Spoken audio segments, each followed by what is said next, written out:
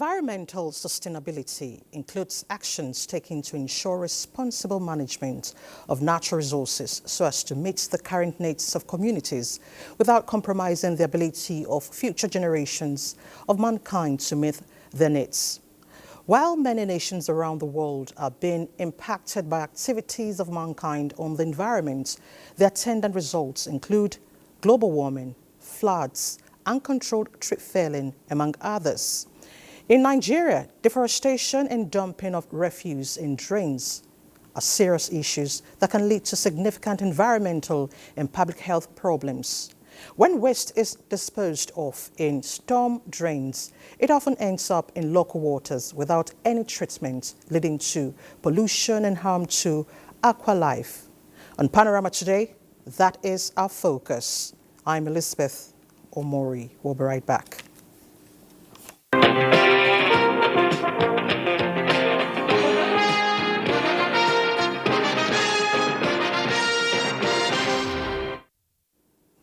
President Bola Tinubu's administration prioritizes the promotion of innovation as a platform for development, particularly among the youths.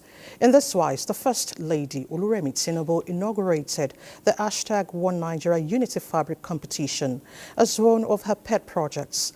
At the presentation of the winner of the competition in Abuja, the First Lady says the Unity Fabric will no doubt showcase the uniqueness of the diverse cultures of Nigeria. The winner of the competition was presented with 25 million naira check to assist her in setting up an SME business in the sector.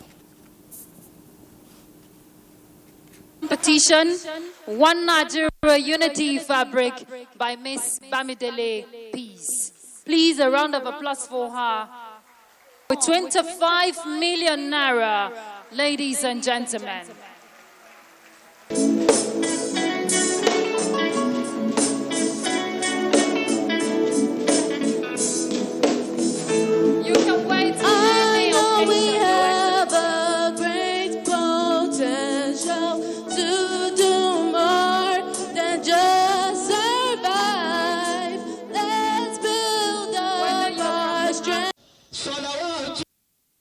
Update on religious matters. Nigeria's First Lady Oluremi Tinubu felicitates with the Muslim Ummah across the nation on the celebration of this year's Maulud Nabi, marking the blessed birth of the Holy Prophet Muhammad.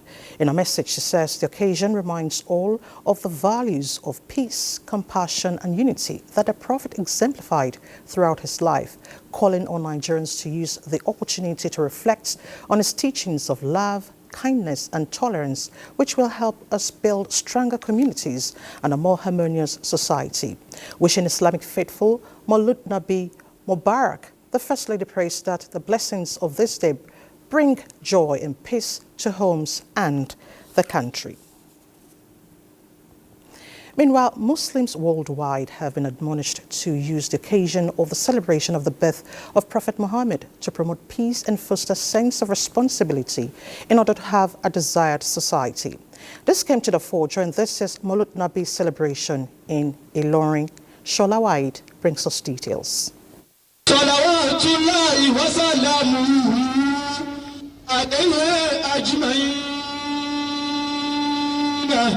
Recitation from the Quran kick-started the Maulud celebration.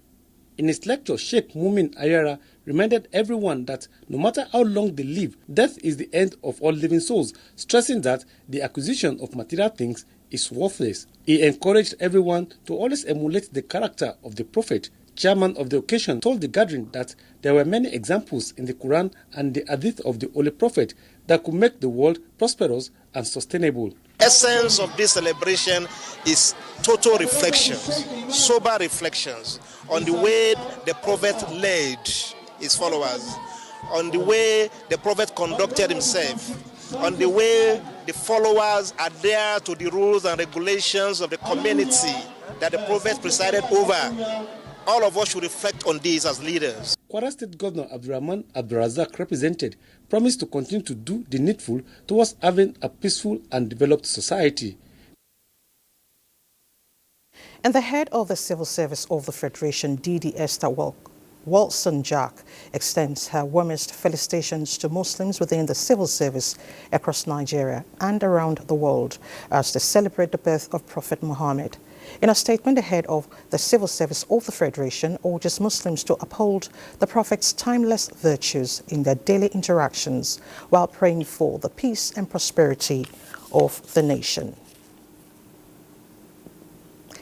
In other news, as flooded waters continue to recede, more victims are coming out from places where they took shelter in Maiduguri. Correspondent Ilyasu Yakubu reports that hundreds of them were seen coming out of Mona community, one of the most flooded areas in the state. Search and rescue officers of the National Emergency Management Agency, NEMA, are also seen on ground coordinating the rescue mission. The DG NEMA was also physically on ground to ensure seamless operations.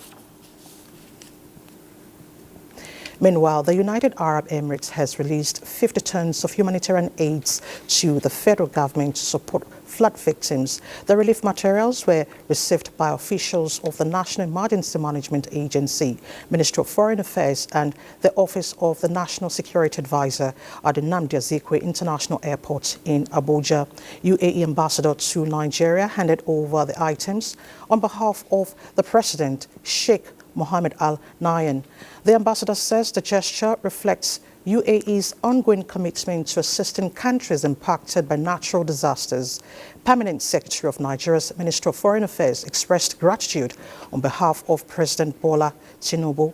In the same vein, the NEMA Director General also appreciated the government of UAE for the gesture, noting that this will certainly complement the bold efforts by the federal government to provide succor to victims. Now, more than 15,235 economic trees believed to serve diverse purposes in the fight against climate change, particularly in the afforestation and restoration of degraded landscapes in some impacted communities in Bauchi State, are being planted by the Agro-Climate Resilience in Semi-Arid Landscapes. Charles Alpha tells us more. About 1,070.35 hectares of land along Malmo-Bauchi Airport Road in Malmo community are being used to plant mango, cashew, acacia, neems, and more. This is in addition to the one-person, one-tree initiative spanning 319 hectares. 4,633 seedlings have been distributed for the one-person, one-tree initiative for ownership and sustainability. This effort by the Agro-Climatic Resilience in Semi-Arid Landscapes, ACRISEL, is in response to the need of the Malmo people who perpetually face wild wind that has continued to blow away houses and infrastructure in the area. Through their forestation and other landscape restoration efforts, the ACRISEL project has restored about 67,932.05 hectares of degraded lands across 20 participating states, as well as the restoration of biodiversity and farmlands for farming activities. The brain behind this project is for wind breaking, because there is too much wind in this area, in northern part of the country. In another development, 22,600 households in Galambi, Kangere communities and an average of 1,500 cattle will no longer travel long distance in search of drinkable water. After the World Bank project, ACRISEL's solar-powered water scheme, as well as cattle trunks for their use, were provided. The water provided very close to us. It's just a matter of 200 yards from here, from my house. In a day, they used to spend 1,000 to 2,000 naira a day for water. This project has been implemented in 20 locations in Bauchi State by ACRISEL. The target is 100 water schemes across the states, with 5 in each of the local government areas. Charles Alpha, NTA. And joining us in the studio to speak on a focus environmental sustainability is Ojo Daniel Uluwatobi, an environmental consultant. Toby, thank you so much for joining us on Panorama. It's my pleasure. All right, let me hear from you. Explain this concept of environmental sustainability to us. Let's get a bit of education. Yes, good afternoon, everyone. Environmental sustainability simply refers to the use of the environment as well as all that it provides in a manner that meets the developments required today, as well as doesn't deprive future generations the ability and capacity to meet theirs. So we can speak about it in terms of achieving a balance, right? So let's consider some of the resources that we have in our environment. Trees, for example. We have trees and they serve all kinds of purposes, from serving as food to its medicinal uses and all others in the ilk. When we use trees sustainably, it means that we harvest them at a rate that ensures that they regenerate. We can use the same principle when we're talking about fishing. Overfishing depletes the stock. So we can think of sustainable use of the environment or sustainable development as living off the interest, living off the profit rather than depleting the capital. All right. As an expert, in your own opinion, I want to believe there are several areas we can explore when we talk about environmental sustainability. Now, in your opinion, how can we achieve that, bearing in mind the challenges government face in ensuring that the public adhere to regulations guiding sanitation and physical cleanliness? Yes, thank you. So sanitation as well as the physical cleanliness of our environment has been a top burner issue for a while now because of the implications that they have on economic growth as well as health and well-being. I remember as a young boy, I was raised in the beautiful city of Jos. A day every month was dedicated to environmental hygiene and sanitation. On such days, people don't go to work, people don't have, activities, that they typically do. And I think it used to be on Saturdays, and people just stay around their communities and clean up everywhere. And if you're found anywhere else, you get penalized. Certain societies have been able to perpetuate such provisions. In Uganda, they have what they call the Umuganda, which translates loosely in the dominant Rwandan language to mean coming together. In the past, before 2009, when it was reintroduced by President Paul Kagame, that arrangement used to be a platform for political mobilization, but it has now been dedicated to community cleanup. That is how we used to achieve cleanliness in the past. Okay. We have strayed away from such practices that have kept our environment sane and clean. And of course, achieving this kind of clean environment means that both the government and the individuals, citizenry, must come together to achieve this. The government providing certain infrastructure, the citizen having the right kind of mindset. Of course, this starts with education and building an awareness. Okay, that means we all have roles to play. Exactly. Now, in having cleaner environment, there's an issue because the environment is always challenged by this issue, and it is the issue of products, waste products not breaking down easily. What do we do? Okay, and that category of products or materials are called non-biodegradable. Degradable, of course. They are a persistent challenge, given that they cannot be broken down by bacterial activities. And it's a challenge because when you go to our dump sites, you have them filled, replete with these kinds of materials, and they are a persistent pain in our environment. There are two approaches that are most ideal.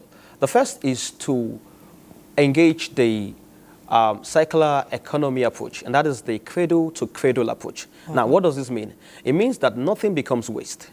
The emergence of what is seemingly a waste becomes the birth of a new product.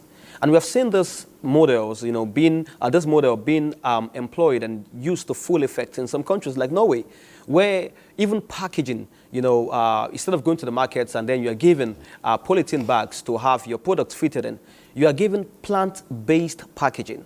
Okay. Plant-based packaging, paper packaging, if you like. So these are some of the initiatives that you can employ. The second one is the extended producer responsibility model.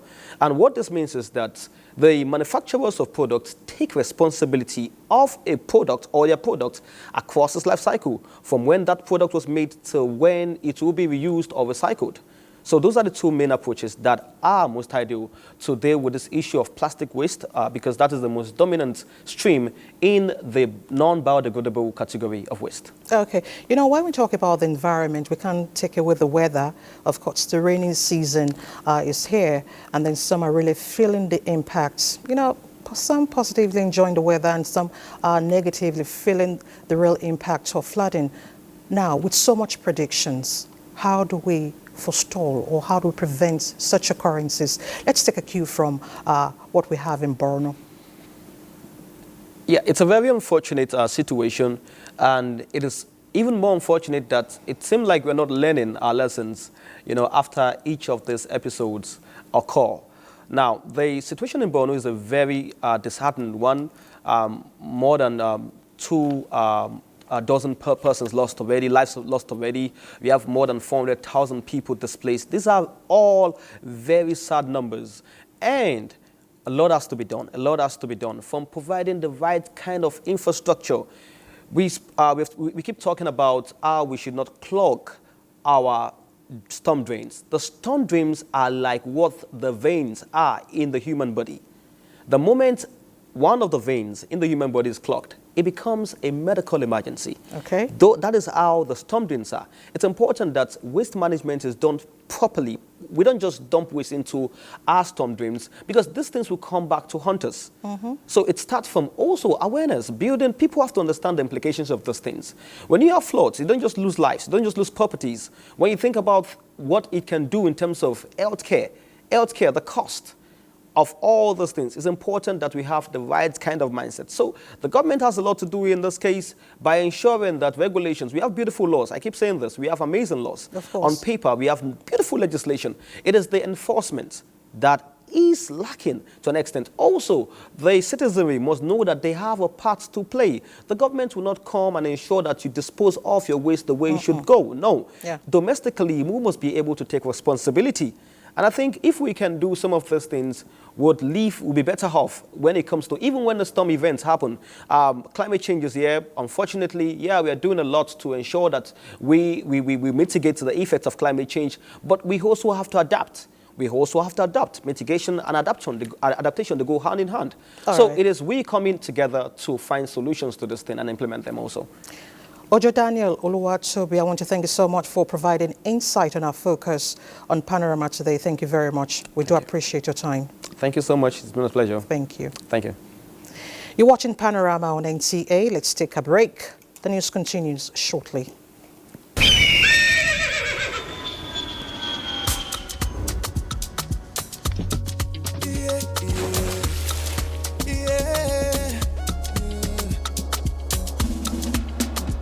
From the Atlantic across the savannah to the Sahara, we rise, a land of the free, we know they tire.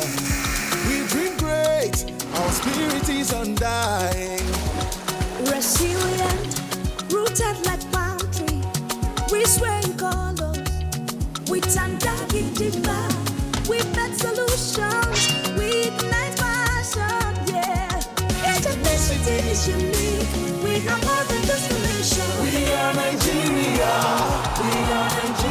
strengthening unity, we know they carry lives. We are Nigeria, together live the dream of a land with great destiny. We are Nigeria. I am the real Nigerian. Brought to you by the National Orientation Agency, NOA.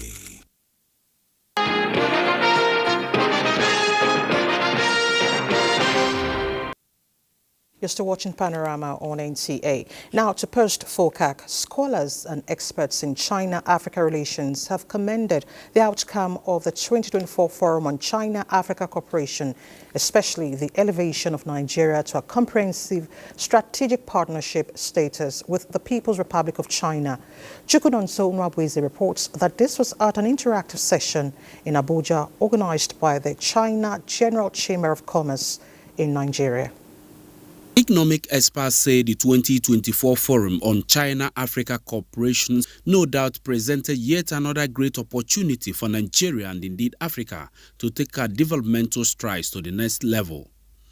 Beyond the elevation of Nigeria to a comprehensive strategic partnership status, as well as the signing of different MOUs at the summit, this engagement by scholars and experts in China-Africa cooperation is to explore ways of ensuring full implementation of the contents of the various agreements entered into at this year's FOCAC in order to maximize the inherent benefits. It's a new window of opportunity, that has opened now to Nigeria and Africa, and we should grab it. How we recommend that we should grab it? Public and private institutions and enterprises should exploit it to expand their trade and investment. Nigeria's or Africa's strategic importance to Beijing is gradually increasing now. The Belt and Road Initiative, this particular infrastructure project that are coming to Nigeria will provide a quantum of employment opportunities to Nigerians. Then apart from this, the training of resource persons or manpower development in Nigeria, this will further equip quality productivity. Essential duty of rebuilding Nigeria is for Nigerians, but we cannot discountenance the role of international input, and that is why foreign policy must be designed to bring in concrete and tangible. If foreign policy is not accountable to adding to national aggregate, it is mere foreign tourism. The participation of more states in the Federation in future FOCAC summits to ensure even developmental opportunities for every part of the country, as well as the redesign of the nation's policy instruments to focus on transforming its manufacturing sector, were also advocated at the engagements. The interactive section, which coincided with the Chinese Mid-Autumn Festival, had President Xi's 10 partnership actions to modernization, impact for Nigeria and Africa as its theme. Chukunonsonwa Bweze, NTA News. Grey hair has been described as a crown of glory which is achieved by a righteous life. In this wise, the Basilica of Grace Anglican Communion Church, Abuja, specially celebrated the elderly among the congregation. Sometimes, aging is perceived by many as a season of decline, while the elderly only marks time awaiting death. However, the scriptures in Proverbs 16:31 counters that erroneous idea. It was a special Sunday at the Basilica of Grace Church in Abuja, as different categories of elders, for consistently passing their wealth of wisdom to the younger generation. Former Minister of Information Jerry Ghana, who delivered the sermon, noted that even in heaven, elders are celebrated. Key message of the elders to the younger ones is three key areas. One, there must be people of the light. Nigerians hate darkness. Darkness is not good. Whether spiritual darkness, intellectual darkness, cultural darkness, any form of darkness is not good. To the elders, being celebrated, they say, brought them unquantifiable joy and will spur them to further impact the younger generation. I'm 79. Now, by December, I'll be 80. Everybody should be celebrated for what he or she is doing. So this is just the beginning. It was novelty to us because we never thought about it. God has been grateful, gracious unto us. And I believe that more and more people will get to our age and go beyond. It's good in your youthful days to do your best. As the preacher said, one of the most excellent things to do is to have integrity. It's not how much money you've made. It's not how much wealth you've acquired. It is about the lives you have touched. The event climaxed with the presentation of awards and special ministration by the elders of the church.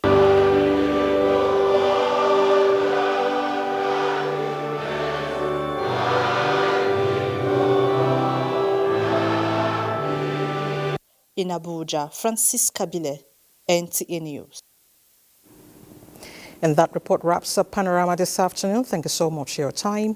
I'm Elizabeth Omori. Good afternoon.